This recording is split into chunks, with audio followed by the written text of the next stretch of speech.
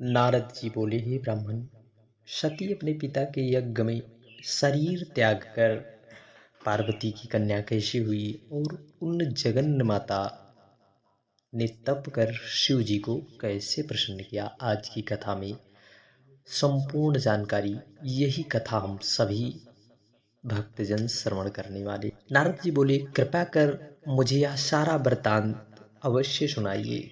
तब ब्रह्मा जी बोले, हे मुनि शार्दूल, अब तुम परम भगवान शिव और माता पार्वती के सुंदर चरित्र को सुनो। जब दाक्षिणी देवी ने अपने पिता दक्ष के यज्ञ में जाकर अपना शरीर त्याग दिया, तब उन्होंने हिमालय की प्यारी मेनिका के घर में जन्म लिया। जन्म लेने का विचार किया, क्योंकि शिवलोक में स्थित मेनिका ने सती देवी के लिए बहुत आराधना किया था। इसी से सती ने भी ऐसा ही संकल्प किया। समय आने पर वही देवी अपना वह शरीर त्याग कर मेनिका की पुत्री बन गई।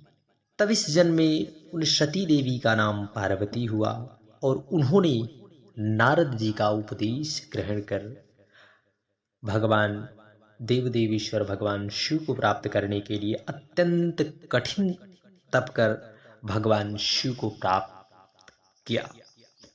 नारद जी बोले, हे ब्राह्मण, अब उस मेनिका की उत्पत्ति, विवाह और चरित्र मुझे अवश्य सुनाइए। वह मेनिका धन्य है जिसकी सती पुत्री हुई। ब्रह्मा जी बोले, हे नारद, अब तुम पार्वती की माता का वह परम पवित्र पावन चरित्र सुनो, जो बड़ा ही भक्ति वर्धक है। उत्तर दिशा में हिमांचल नाम का एक महान राजा था, जो अपने श्रेष्ठ पर्वत की सब समृद्धियों से युक्त और बड़ा ही तेजस्वी था। उस पर्वत का बड़ा ही दिव्य रूप था और जो सर्वांग सुंदर भगवान विष्णु का स्वरूप, भगवान विष्णु का सर्वांग सुंदर स्वरूप था। संतों का प्रिय और शैलराज के नाम से प्रसिद्ध था। उसे हिमालय भी कहा जाता था और उस पर्वत के जंगम और स्थिर दो वेद हैं। उसी शैलराज ने अपने कुल की स्थिति और धर्मवर्धन के लिए अपना विवाह करने की इच्छा की। तब उनकी इच्छा होते ही समस्त देवतागण पितरों के पास गए और बोले कि यदि आप सभी लोग अपना कर्तव्य पालन करना चाहते हैं और यह चाहते हैं कि देवी का कार्य, कि देवताओं का कार्य सिद्ध होए, तब आप मंगल रूपिणी कन्या मेनिका का विवाह हिमालय पर्वत के साथ अवश्य करवा दीजिए। इसी से सबका भला होएगा और देवताओं के पद पर होने वाले दुख और हानि का नाश होगा। ब्रह्मा जी कहते हैं, नारद जी के देवताओं के का यह कथन पितृगणों को बड़ा प्रिय लगा। उन्होंने अपनी पुत्रियों के शाप की बात याद कर अपनी पुत्री मेनका का विवाह हिमालय के साथ कर दिया। उस विवाह में बड़ा उत्सव हुआ और हरि आदि सभी देवता और मुनि हिमालय के विवाह में सम्मिलित हुए। फिर विवाह का उत्सव समाप्त होने पर सभी देवता और मुनीश्वर शिवा का ध्यान कर अपने धाम को चले गए। हिमालय उत्तम पत्नी पाकर बड़े आनंदित हुए। वे मुनि, हे मुनि, यही हिमालय और मेनिका का विवाह है जो मैंने तुमसे कहा। अब आगे क्या सुनना चाहते हो वह भी कहो। नारद जी बोले, हे ब्राह्मण, हे महाप्राग, अब आप मेनिका के उत्पत्ति और पितरों के शाप की कथा अवश्य सुनाइए। ब्रह्मा जी कहने लगे, हे सूर्य नारद, अब तुम इन मुनियों के मंडल में बैठे हुए मेनिका की उत्पत्ति सुनो। मेरा पुत्र जो दक्ष था, उसने 60 पुत्रियां हुई, जिसका विवाह उसने कश्यप आदि महर्षियों के साथ कर दिया। उसमें स्वधा नाम वाली कन्या को उसने पितरों को दिया, जिससे कि वह धर्म मूर्ति 3 कन्याएं उत्पन्न हुई। उनमें बड़ी पुत्री का नाम मेनिका, दूसरी का नाम धन्या तीसरी का नाम कलावती। ये तीनों पितरों की मन से उत्पन्न हुई थी, इसी से अनियोजा मानी गई। इनका नाम लेकर मनुष्य सारी लाभ प्राप्त कर लेता है। ये तीनों जगत वंदा माताएं हुई और ज्ञान की निधि तथा तीनों लोकों में विचरण करने वाली हुई। हे मुनीश्वर, एक समय ये तीनों बहनें श्वेतद्वीप में भगवान विष्णु के दर्शन करने के लिए वहां पहुंच गई, तो वहां बड़ा भारी समाज एकत्रित हो गया, जिसमें ब्रह्मपुत्र सनकादिक भी आए हुए। सबने भगवान विष्णु की स्तुति और सनकादिकों को देखकर सभी लोग उनके स्वागतार्थ उठ खड़े हुए, परंतु ये तीनों बहनें उनके सम्मान के लिए न उठी, क्योंकि शंकर जी की माया ने उन्हें मोहित कर रखा था। शिव जी की बलवती इच्छा वही प्रारब्ध है और उनके बहुत नाम है। सारा जगत उनके अधीन है।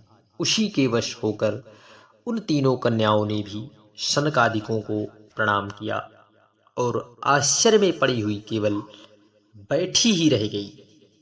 उनके उस दुर्व्यवहार से क्रुद्ध होकर सनकादिकों ने उन्हें दंडित करना चाहा और योगीश्वरों संत कुमारों ने उन्हें श्राप दे दिया कि तुम तीनों श्रुति की जानने वाली थी, तुमने अभिमानवश हमें खड़े होकर अभिवादित नहीं किया और नमस्कार भी नहीं किया, अतएव तुम स्वर्ग से दूर जाकर मनुष्य बन जाओ। अब तुम तीनों मनुष्य की स्त्रियां बनो। हम क्या करें, तुम्हारा कर्म ही ऐसा है, अब उसी का फल चखो। ब्रह्मा जी कहते हैं, उन तीनों साध्वी बहनों ने चकित होकर ऋषि का वचन सुना और सिर झुकाकर उनके चरणों पर गिर गई और बोली, हे मुनिवर, हे दया सागर, इस समय प्रसन्न हो जाइए, हम लोग मूढ़ हैं, इसी से हम लोगों ने आपको प्रणाम नहीं किया। हे महामुनि, इसमें आपका कोई दोष नहीं है, अतएव ऐसी कृपा कीजिए जिससे कि हम स्वर्ग को पुनः प्राप्त कर ले। शिव जी की माया वह सनत कुमार पर चढ़ गई। अब वे उनके शापोद्धार की बात कहने लगे। उन्होंने कहा, हे पितरों की कन्याओं, अब तुम प्रसन्न होकर मेरे वचनों को सुनो। जिस प्रकार तुम्हें सुख प्राप्त होगा। हिमालय पर्वत हिम का आधार है, यह ज्येष्ठा उसकी कामनी होगी और उसको पार्वती नाम की एक कन्या प्राप्त होगी। यह दूसरी कन्या धन्या है, जो कि महायोगी जनक की पत्नी होगी। जिस महायोगिनी के यहाँ या महालक्ष्मी सीता होकर उत्पन्न होगी था कलावती वृषभानु की पत्नी होगी, और इस प्रकार द्वापर के अंत में यही लक्ष्मी उनकी पुत्री प्रिय राधा के नाम से प्रकट होगी। मेनिका को पार्वती का वर प्राप्त होगा और वह कैलाश तक जाएगी। धन्या जनक वंश में सीता जी को उत्पन्न कर क्षीरध्वज के मिलने पर बैकुंठ तक जाएगी। कलावती वृषभानु को प्राप्त हो, उसके साथ कौतुक क्रीड़ा करते हुए राधा के साथ जीवंत मुक्त हो गोलोक तक जाएगी। इसमें तनिक भी संदेह नहीं है। भला बिना विपत्ति उठाए कहीं किसी की महिमा होती है? अच्छे कर्म वालों का दुख दूर हो जाने पर उन्हें दुर्लभ सुख प्राप्त होता है। तुम पितरों की कन्या हो, इसलिए तुम्हें ईश्वर का अभिलाष ही चाहिए। इसलिए जब तुम विष्णु जी के दर्शन करोगी तो तुम्हारा कल्याण अवश्य होगा। तुम भगवान शिव में भक्ति करने वाली हो, इसी से तुम धन्य और पूज्य हो। मेनिका से पार्वती देवी उत्पन्न हो अपने कठिन तप के द्वारा भगवान शिव की प्रिया होंगी और धन्या की पुत्री सीता श्री रामचंद्र जी की पत्नी होंगी तथा कलावती की पुत्री राधा श्री कृष्ण की पत्नी होंगी। ऐसा कहे कर मुनि राज अंतर ध्यान हो गए और वे तीनों बहनें भी सुखी हो अपने धाम को चले गई। बोली श्री शिव महापुराण की जय। वैशाख मास महत्तम में आज की कथा यहीं तक, आगे की कथा अगले अध्याय।